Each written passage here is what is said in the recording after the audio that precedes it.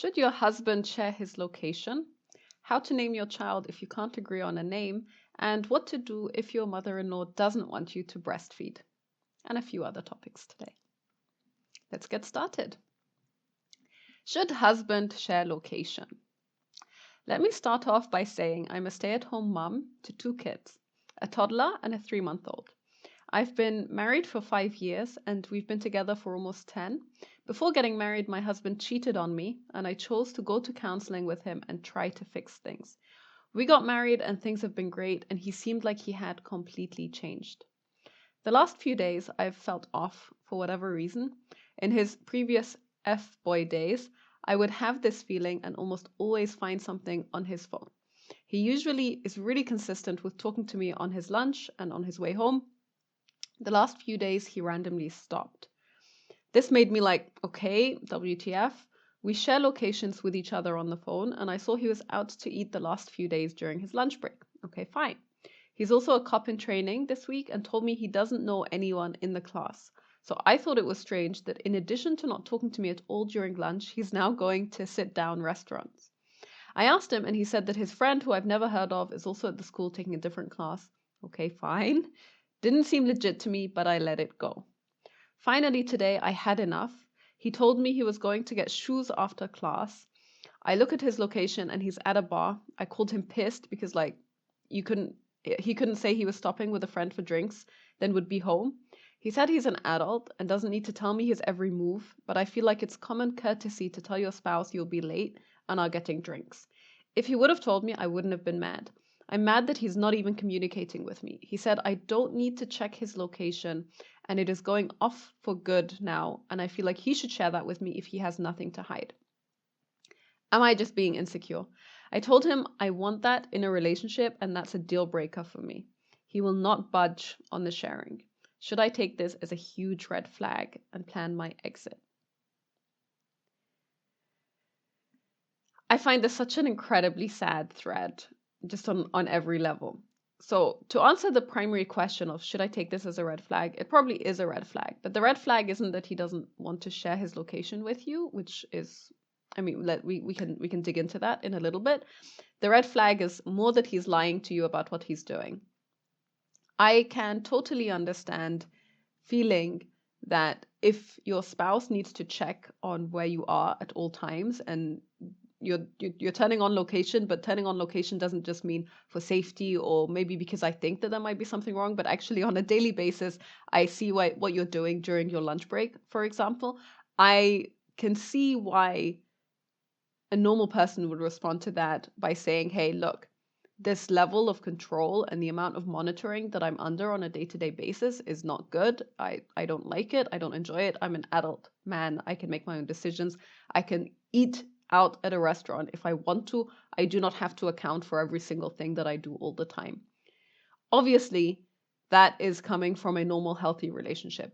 Looking at this and reading this type of description, it does not sound to me like you have a good, healthy relationship. There is clearly a fundamental issue where the trust between you two was broken down for good reason, because if he cheated on you, then of course you don't trust him. And unfortunately, for all you say, hey, we went to counseling, we tried to fix things, we got married afterwards, things have been going great. Despite all of that, I would say that based on your behavior, you do not trust your husband at all.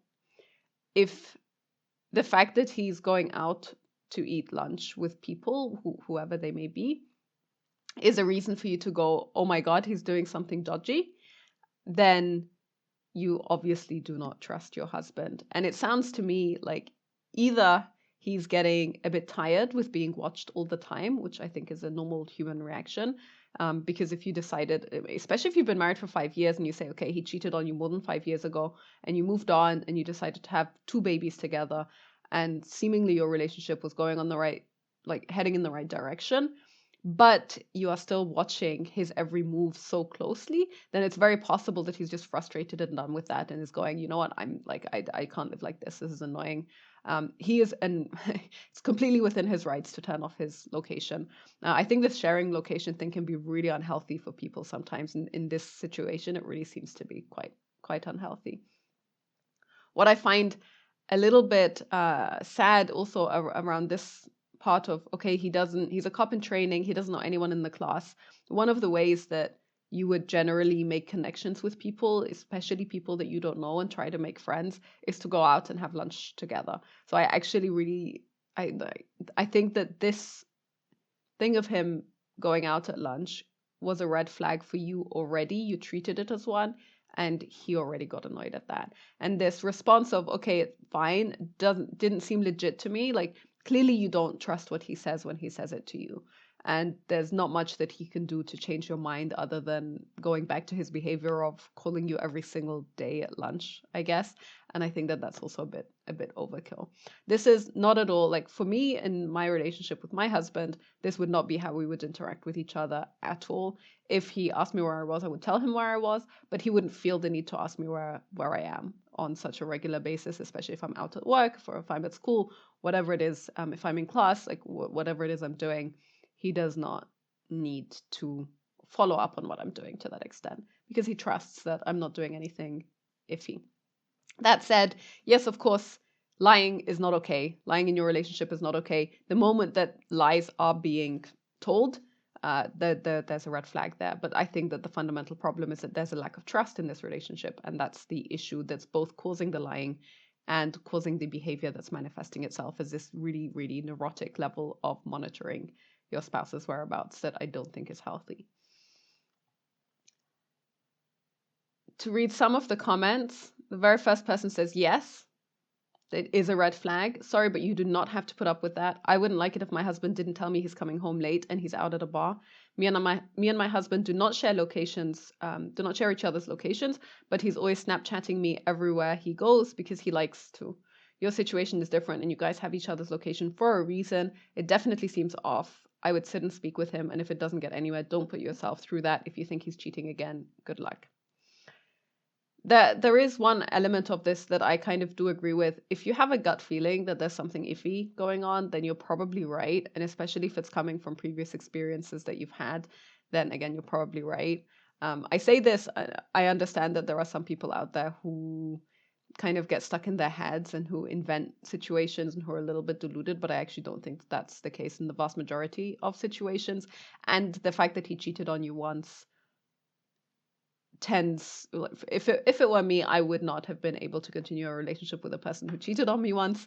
But definitely the fact that you chose to continue that relationship means that at some point you have to let that go and try to move on from it. That said, you're probably right, because I do believe intuition is rarely wrong. At the very least, you're definitely digging your finger into something that you should dig your finger into, and therefore it is worth talking to him about it in a lot more detail. But without focusing so much on the sharing location thing, but just the fundamental problem of, I'm worried about where you are. You seem to be lying to me, and I don't think that that's good. I've had an iffy feeling over the last period of time because your behavior has changed. What's going on? Like, what's happening? I think those are all of the reasons that you should be having that conversation, and the location thing is just one thing that you kind of get stuck on from that, because that's the only way that you seem to be able to validate your own feelings or to double check your own feelings with regards to not trusting him. The next comment is pretty much exactly what I said. There's obviously a lot of mistrust going on in this relationship. Not to say that it is unwarranted, though. Clearly, he wasn't expecting you to be checking his location. He could be hiding or lying, or he could have honestly just forgot to tell you. If my husband was sitting down having lunch, I wouldn't have thought twice about it. Even if he was at a bar, I would have been like, okay, it wouldn't have necessarily bothered me. So I think that says a lot. Sounds like you may want to think about rejoining therapy. If counseling helped you the first time around, then hopefully it could help you the second time around. So that's not terrible advice. I would hope for you that your relationship can be salvaged, because when you have kids in a relationship, it's always great if you can salvage it. But yeah, this is a really unfortunate situation. The next couple of comments, especially if he has a history of cheating, I would also take it as a red flag. To be honest, I would show up at the bar he's at and catch him red-handed, record everything, be calm, don't do anything that would give him a hand up in custody hearings, then get an amazing lawyer and take him to the freaking cleaners. Good luck, hun. You and your babies deserve better. I always get a little bit sad when people approach these kinds of situations from this angle and with this attitude of, now I'm going to make him suffer as much as possible. He doesn't deserve to have any contact with my children anymore. I get being suspicious, but I think this type of behavior makes the situation so much worse than it makes it better. Yes, if he's cheating on you, you should probably end the relationship. You do not need to end the relationship by going to court and having custody hearings and dragging each other through the mud and doing this, just raising your children in this kind of really high conflict environment with this relationship between you two that's really fractured and not great. I think ultimately you have to think of your children first, and it's fair enough to say, okay, maybe this relationship is not working and there are reasons there for that, and his behavior is a very very, very big part of why it wouldn't be working. But maybe think a little bit of your kids before you start doing this kind of cloak and daggers, let me sneak, follow his location, try and take pictures of him type of behavior, which is not very good for you either. Next comment says, I would never share my location with my husband or vice versa. I think it's a bit weird, to be honest. However, we trust each other 100%. I don't trust cheaters, so I wouldn't be with a cheater. Fair enough. I would agree with that as well. I would not be with a cheater. But the first reply to this says, I do it for safety reasons. You never know. I think fair enough. Honestly, the one time I properly wanted to share my location with my husband, I was out hiking, and I was out hiking while 6 months pregnant, and I was out in the woods, and there were a lot of trees kind of across the path, and I got a little bit worried about my safety, so I thought, okay, you know what? Maybe he should know where I am, just in case I slide down the cliff edge or something happens that I can't continue by myself, that he has a way to get back to me. That is literally the only situation that we've really need, like, that I intentionally decided to do it. So maybe there's something for the safety argument. Maybe not. I guess it's a personal reason, and whatever you want to do with each other. Actually, there was one comment here that I thought was really, really sweet. You have every right to feel secure in a relationship. Him attempting to shut off his location, demand privacy is going to stress you out, especially with his whole new change of plans nowadays.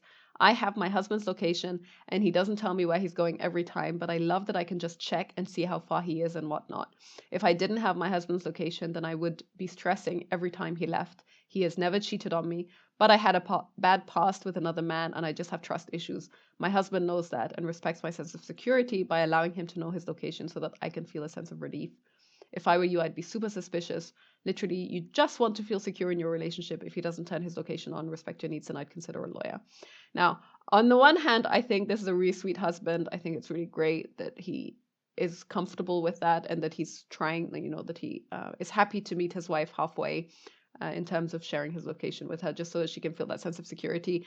I really hate the statement, literally, you just want to feel secure in your relationship. I don't think having unreasonable expectations of your spouse just for the sake of your own feelings is a good way to interact with people.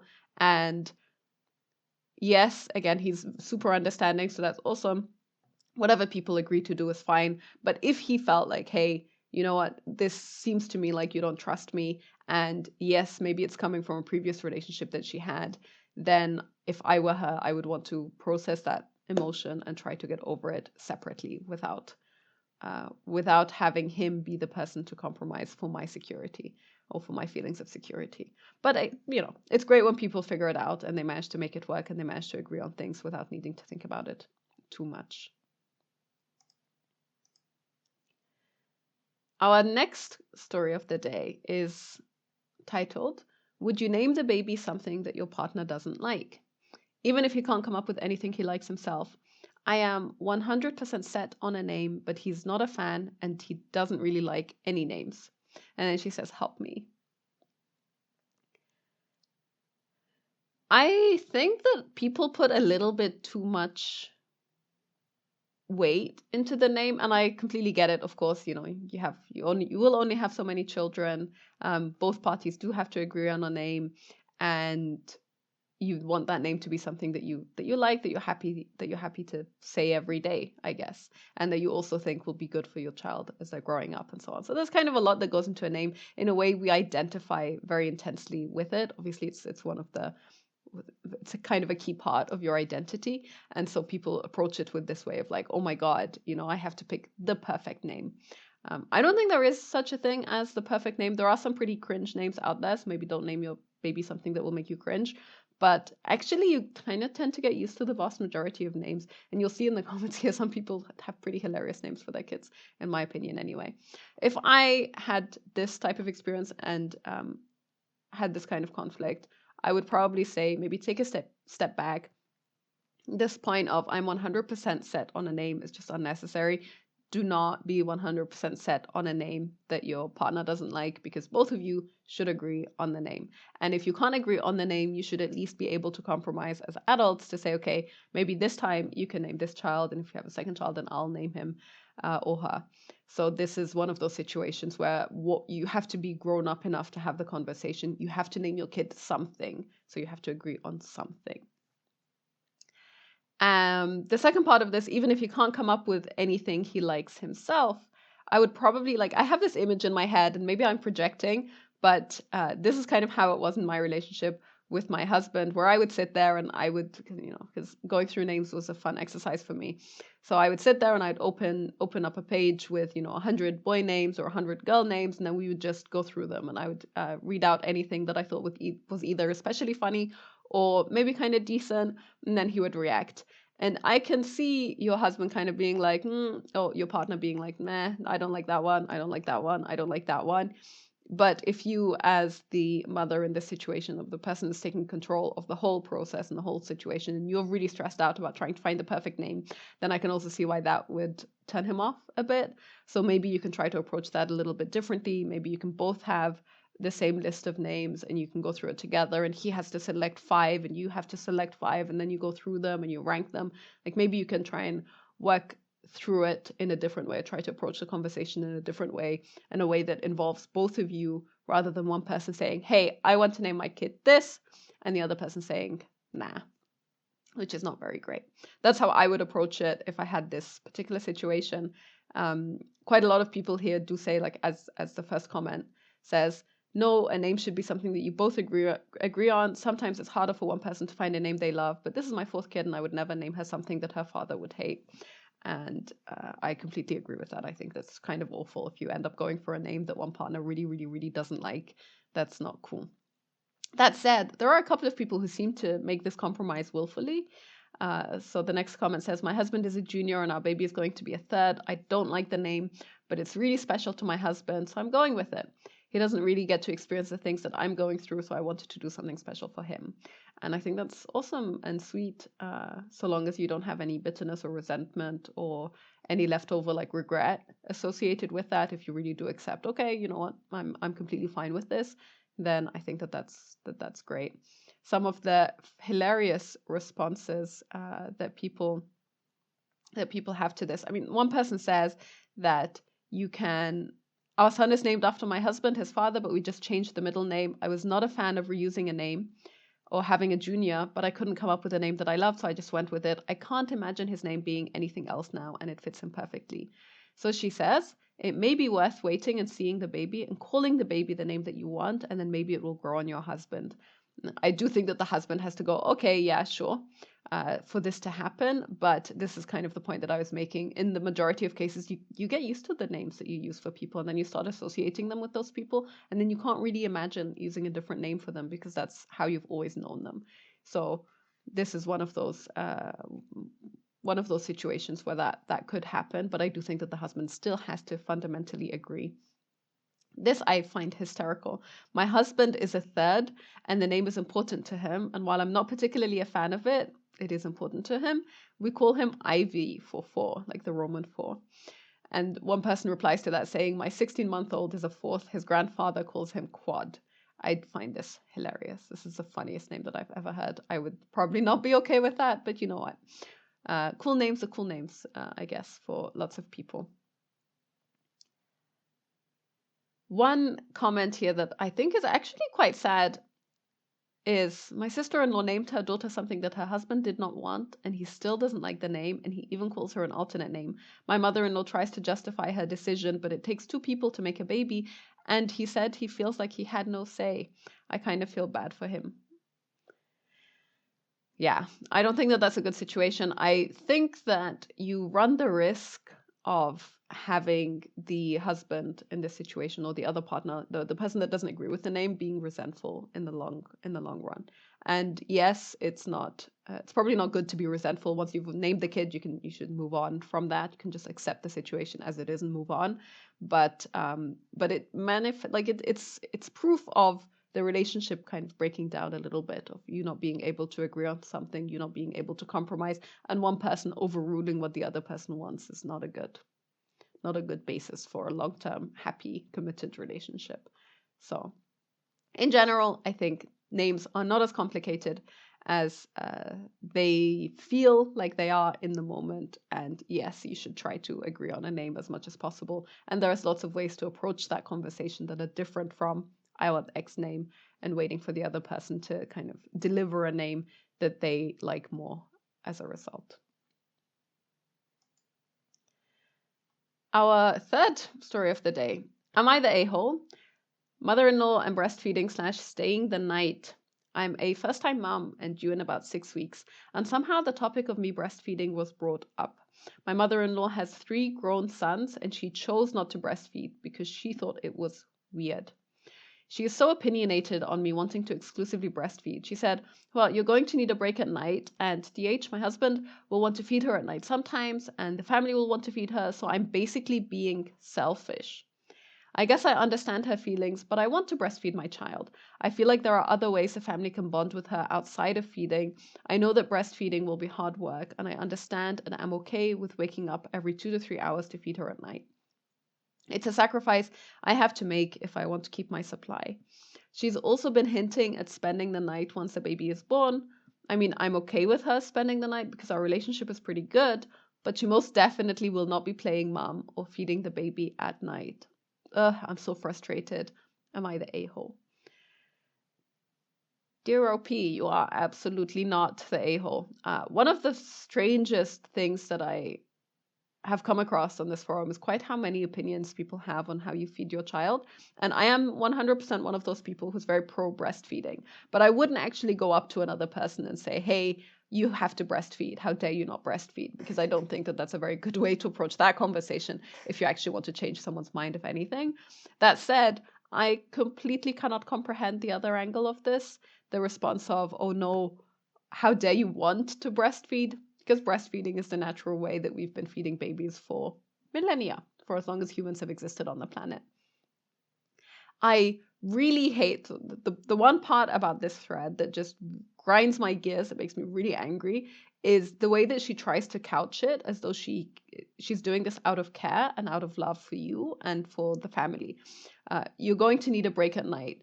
I would say, hey, I'm a grown adult woman. I can decide if I need a break at night, and I can decide how to deal with that perfectly well without anyone else's opinion and without anyone else being involved.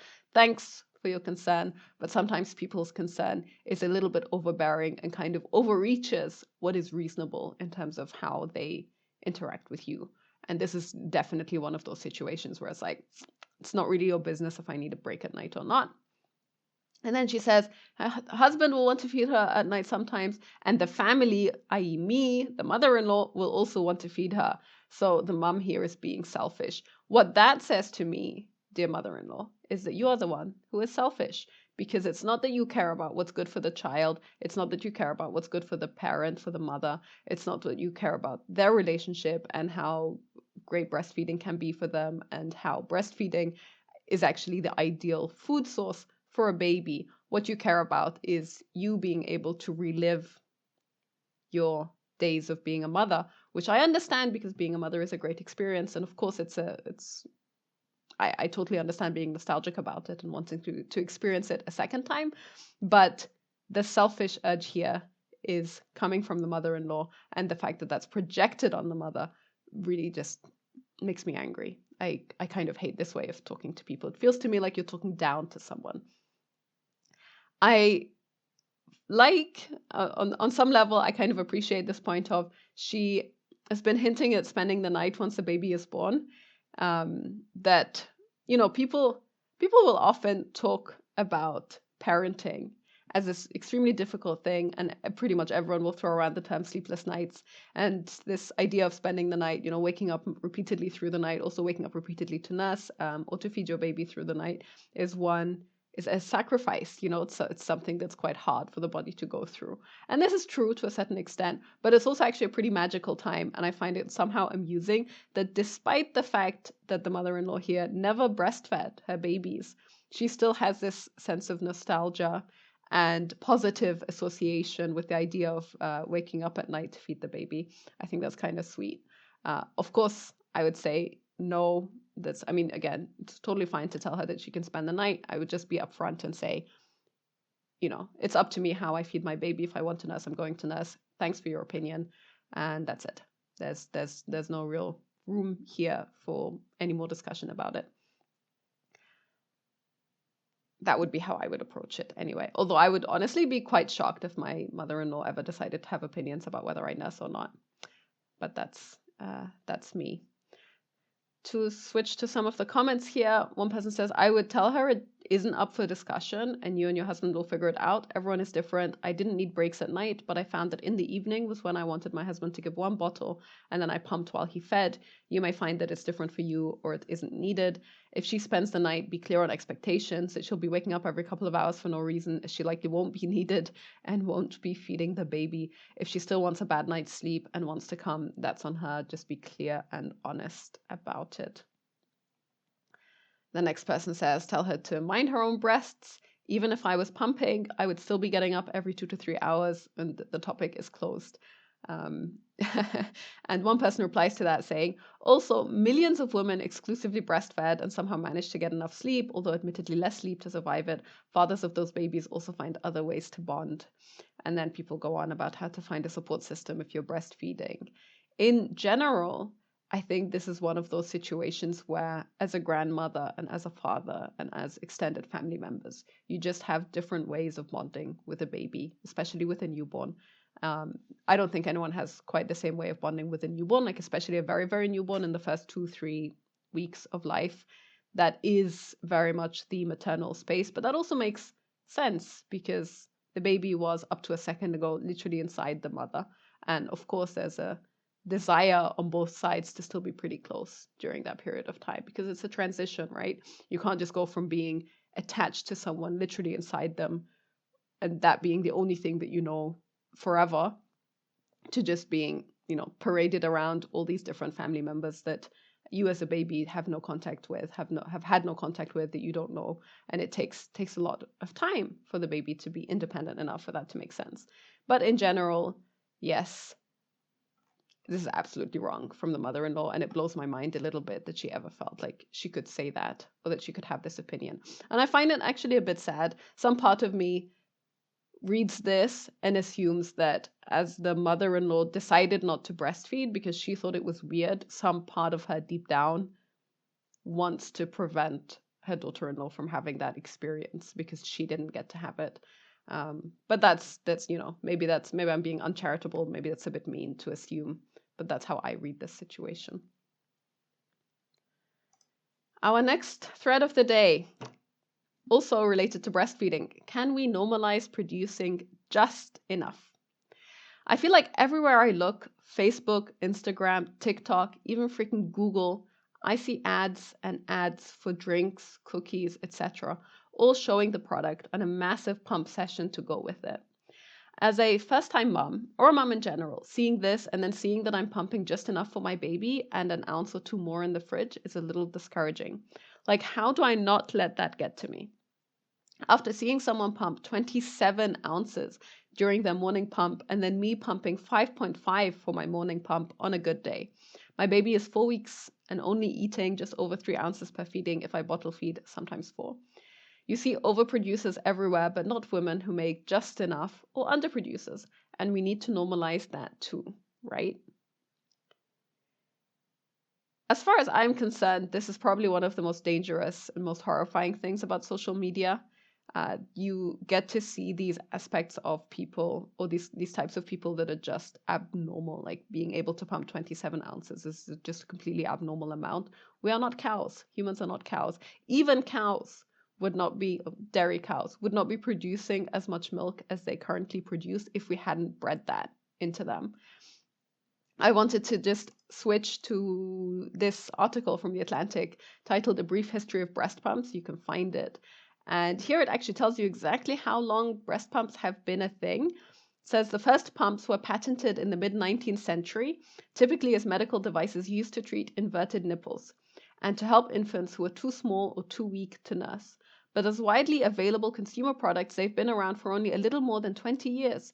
It wasn't until 1991 that the Swiss manufacturer Medela introduced its first electric-powered vacuum-operated breast pump, a pump not intended for in-hospital use in the US. Now, this article is from 2013, so it's 10 years ago, so it's been 30 years since the first electric-powered vacuum-operated breast pump was on the market, which is to say, before pumps, there was absolutely no way that women could ever be able to produce this kind of amount of milk. And before fridges and freezers, there was absolutely no point in producing this amount of milk because you wouldn't be able to store it anywhere for long enough that it would be worth producing. So this whole pumping thing is a very, very recent thing, and milk production at this level is also a very recent thing. And before that, women only ever produced as much as they needed to feed their babies. Whether it's one baby or if you have twins, then it's also possible to produce enough to feed both babies, but that's pretty much it. What is even worse about this question is that it's not just social media. This is the influence of advertisement. It's capitalism in action. Obviously, the ads want to convince you that you're producing too little because that's how they make money. It's a whole industry. And so maybe don't take it quite so seriously when you see ads for things, because they want to convince you that there's something wrong with you. That's how they make their money. So if you don't take that seriously, then you're not going to buy into it. And if you understand that all you need to do is produce just enough for your baby to be able to nurse, then you're good. So I don't think that this is something that we necessarily need to normalize, to the extent that maybe just getting a little bit away from social media and trying to separate yourself a little bit from the advertisements that you see as a new mother out there is a good way of dealing with the situation. Everyone here says, I totally agree. I was feeling very defeated about what I found, how much I was pumping, until I realized it was normal. And the next person says, thank you. I almost gave up and started to bottle feed because I was feeling discouraged about only pumping between 4 and 5 ounces. I was super anxious and the mom guilt started. Then I realized all I actually need to do right now, at least, is to make sure I can pump enough so my husband has enough ounces to feed our son while I'm at work. And that's it. I don't buy into all those supplements, cookies, etc. Yeah, I don't buy into those either. Again, women have been breastfeeding for millennia, and we did not have any of these things until very recently. So there's no reason to think that we can't continue breastfeeding without them right now. We have not changed quite that much. Our next thread of today is titled, I'm a first-time mom. How early can he come without it being too early? I feel horrible saying it, but pregnancy has not been an enjoyable experience for me. I've been in pain for literally 8 months, and I'm so ready to have this baby out of me so I can have my body back while loving him all over, of course. I know I should want my baby to stay inside of me as long as possible so he can grow, but when is the earliest that I can start physically prepping my body for labor?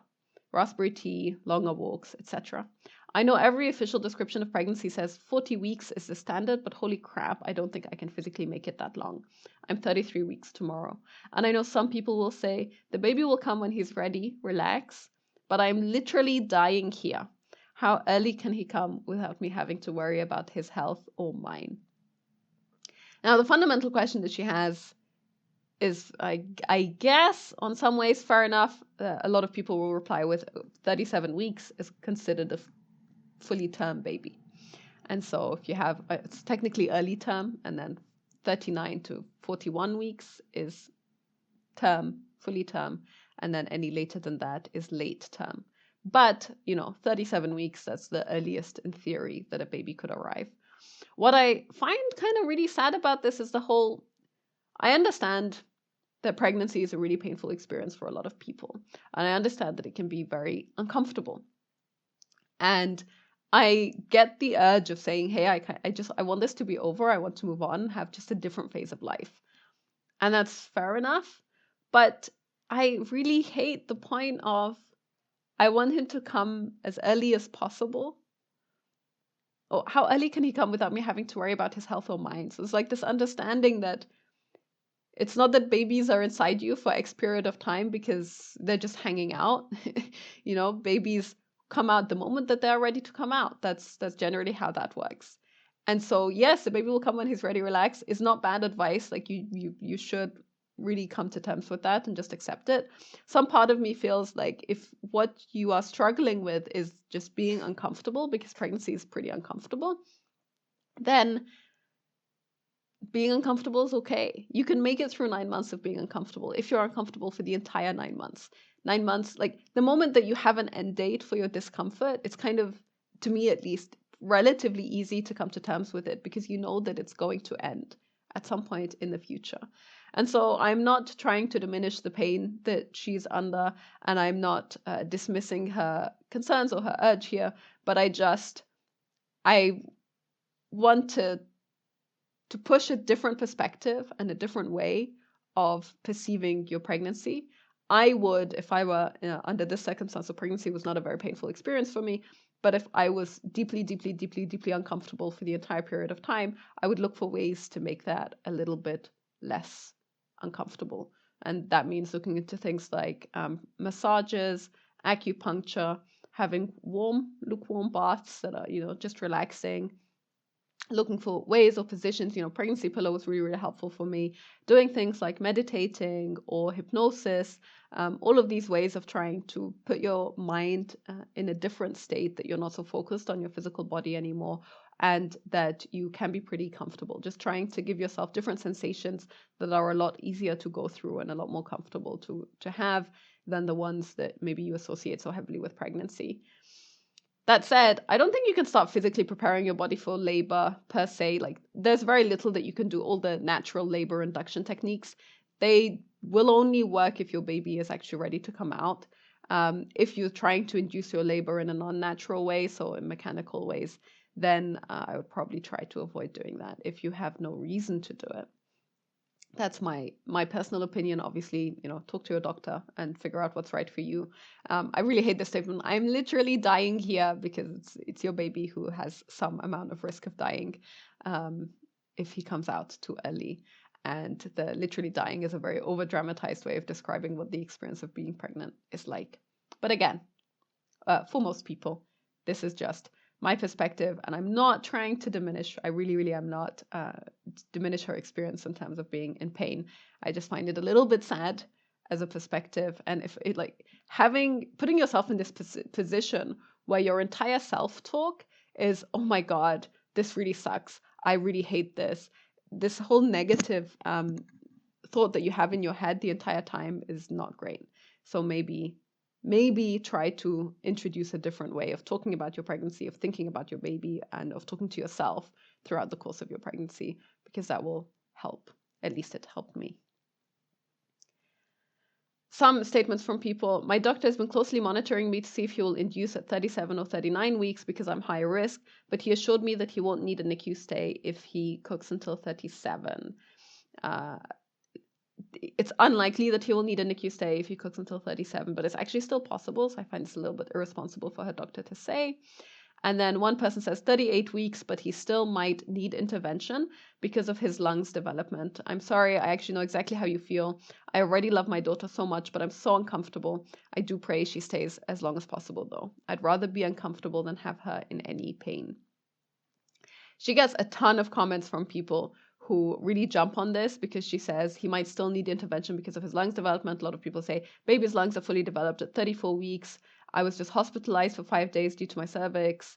My son was born at 35 weeks and was 7 pounds and perfectly healthy, fully developed, and so on. So people really debate about this. In general, I think that you cannot know for sure. Babies are very different from each other. Some babies will need a little bit longer than others. Some aspect of it is actually also genetic, so it's worth knowing how late how late pregnancies in your familial history were. So how late your mothers, your grandmothers, and so on tended to go if they were to labor naturally, and so on. So this is one of those situations where people get very, very touchy about it because they're like, no, no, no, no, no. It's totally fine to have my baby born at 35 weeks. For some people, that will be the case. For other people, that will not be the case. So you can't take these as standard for anyone. In general, try to look for ways to make yourself comfortable throughout your pregnancy. And you can comfort yourself by knowing that your pregnancy will end eventually. Absolutely no one is pregnant forever. And at the end of it, you'll have a baby, which is awesome. Our final thread of the day, looking for positive stories and reasons you love being a mom. To end again on a positive note. Hey everyone, I have had a tough pregnancy from the very beginning. As I progress into this third trimester, I am feeling more and more overwhelmed by the upcoming life transition. People mean well, but they always need to remind you how tired you'll be, how everything will change, how hard it is to go back to work, etc. I'd love to hear some people chime in about why they love being a parent or any other positive stories related to having a newborn. Thank you. I will just read out a couple of these. I do agree very, very, very much. I think as every new parent will have experienced. I don't know what it is about pregnancy, birth, kids, but definitely pretty much everyone has an opinion about how you should do it. And everyone has a horror story that they're very excited to share with you the moment they find out that you're pregnant.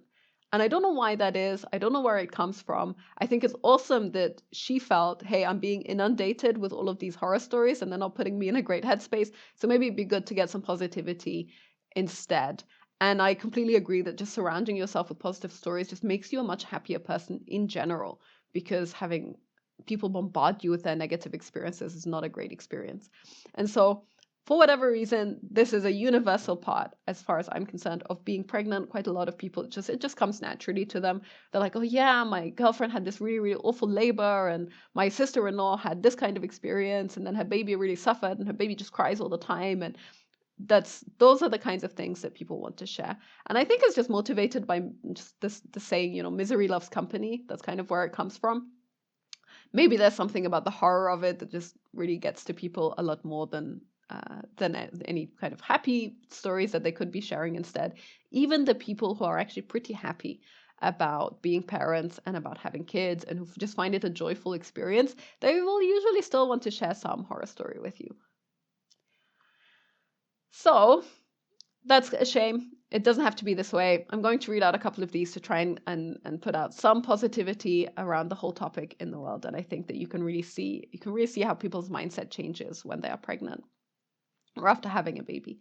This person says, I had my first last year. It was a terrible pregnancy and postpartum. She's 14 months old now with her own baby personality, and she's trying to walk. Seeing how much she has changed within the last year is amazing, and seeing her grow makes it all worth it. I thought I wasn't going to have a second because of how hard my first pregnancy was, but here I am at 34 weeks. You definitely forget. I work full time, but at home, and have family watch her. I don't agree with how they watch her, and it's a constant battle because I feel like I'm the only one that knows her and knows what she needs. I'm struggling with working and being a mom. My mental health is taking a toll. We are considering after this one is born to stay home until they start school. In general, I think this is probably a pretty representative experience of motherhood for a lot of people. I know some people have a really awesome time when they're back at work and they're like, okay, and they completely adjust. The transition goes really well for them. They have a great time. I think for a lot of people, you really struggle with the sense of, okay, is it too soon? Maybe I should stay longer. Maybe my baby needs me. And there's definitely a sense of missing out. Like you're missing out on these experiences really early on because your babies change so rapidly when they're very young. Then when they're a bit older, things are a lot more gradual. And this feeling of, hey, I'm missing out on this experience with my child is not a great one. So I completely understand where she's coming from. I find it sad that she has this relationship with going back to work and the combination of working while being a mother, but I also think it's pretty typical. In general, though, the statement of, I had a really hard pregnancy and postpartum was pretty tough, but now I have a baby and the baby is growing, and watching her grow, it's a completely different experience. That one resonates a lot with me. The next person says, I was very much on the fence about having kids. My husband was too. We were high school sweethearts and were married for 7 years before we had our son, who just turned 2. I had been done with dental school for a few years and we were living our best life. We decided it was now or never to start having kids. I got pregnant the first time in our entire relationship, not using protection. We were both shell-shocked. My pregnancy was hard. I was uncomfortable the whole time. Several times I thought, what have I done? I'm not meant to be a mom. I honestly thought I would never get pregnant again and be a one-child family because I hated it so much. Well, then little man was born and he rocked our whole world. I have never been so blissfully happy. Even waking up throughout the night didn't faze me. I used to sleep 10 p.m. to 10 a.m. on weekends before having kids, but just seeing his sweet face made the night feedings totally worth it. Even now, as a crazy toddler, there is nothing that makes me happier than being his mama. Same with my husband, we're just enamored with him. I hope you have the same experience. Pregnancy was so hard on me, but postpartum was a breeze, and having a sweet baby definitely made it all worth it. It's a lot of work, you'll constantly be doing something, but I have literally never felt more fulfilled and happy. And now we get to do it all over again.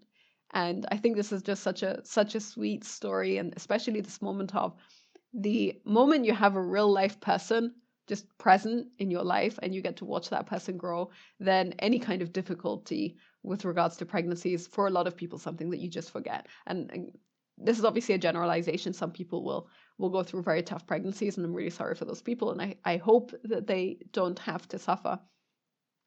But for babies, just babies bring so much joy and so much life and so much meaning and so much purpose that almost nothing else can really compare to it. I really love this statement because I am one of these people.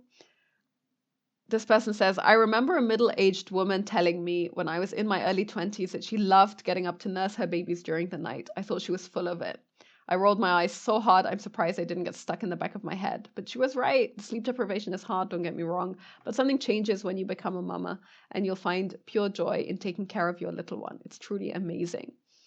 There are definitely some nights where it's hard, but there are very, very, very many more nights where it feels like a really special time. And this is completely my experience of it. There is something about the peace and the quiet and it just being you and your baby and having this specific moment in time where you're just nourishing him and looking after him and then putting him back down to sleep. I think that there is no other experience that can compare to that. It's very, very, very special. This person says, I never really wanted babies because my parents owned a daycare center for 25 years and I grew up around so many kids and couldn't stand them. Then I accidentally got pregnant with my first and now I'm on my third and I really want a fourth. I've had rough pregnancies with complications in all of them, but I absolutely love motherhood. I have a 6 and a 4-year-old and they're so awesome. I've never felt so fulfilled by anything in my life. Don't get me wrong, it's hard, but I wouldn't trade it for anything. I think to that I'd make the statement that probably everything worth having, everything worth doing is difficult in some kind of way. If it's easy and if it's all a breeze, then you would not get the same kind of satisfaction and it wouldn't feel quite as rewarding and as fulfilling. So I completely understand where she's coming from. I want to read some other comments also from this thread, just because these ones really resonated with me. I'm a first-time mom and also sick of the dire warnings, mostly because I've already freaking heard them my entire life. And because, quite frankly, there's nothing I can do about it right now. It literally just leads to useless anxiety. After about the 3rd time in my life I heard a parent say it's utterly exhausting and hard, I pretty much knew it would be exhausting and hard. The end. Case closed. Nothing more to be said. I can gain literally nothing more from any additional warnings. Tell me how mind-boggling it is to see a whole new human being that you created together, seemingly from nothing, that looks like you and talks like you and embodies your love. Insanity. Radical. The tiny fingers and toes, the eyes, the laugh, the first words, and the learning and growing and nurturing. Miraculous. This is pretty much me. I remember when I first had my baby, I wrote to one of my colleagues that he was born, and she replied with a statement about, now comes the sleepless nights and the dirty diapers. And I thought it was so sad that these are the 2 primary things that people associate with having babies. Yes, there are some sleepless nights. Yes, you do have to change diapers. Neither of these really matter in the great scheme of things. They are not at all the defining aspects of the experience of being a mother and having a baby. There's so much more to it than that. And having a person that you can watch grow and learn and experience things and learn especially from you and copy you and interact with you and love you is so much more than not being able to sleep for a few nights, for a few months, and having to change his diapers.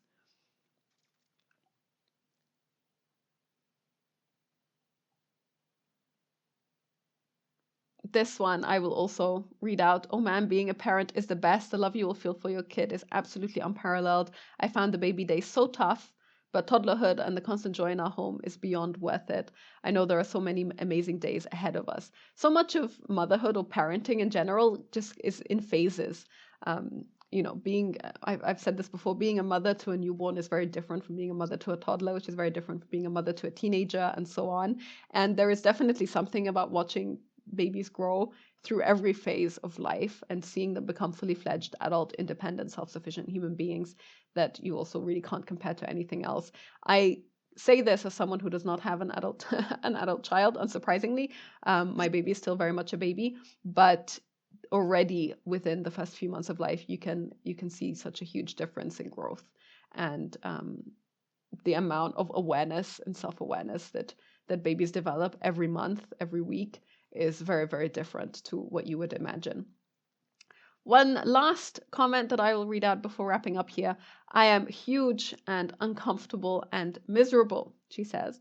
The other day I was wearing a dress and my 3-year-old said, "Mommy, you're beautiful because you're wearing a beautiful dress." When I thanked him, he said, "You're a princess," and walked away. Parenting is really hard, but who else is going to tell you that you're a beautiful princess when you haven't washed your hair in a week and you're only wearing a dress because the thought of putting on underwear makes you want to scream? Kids just have a completely different way of looking at you, of looking at the environment, and all of it is filled with this joy and wonder and just a pleasure at experiencing life that nothing else is. So having a kid is an awesome experience and I would recommend it for everyone. Thank you so much for listening today. See you next time.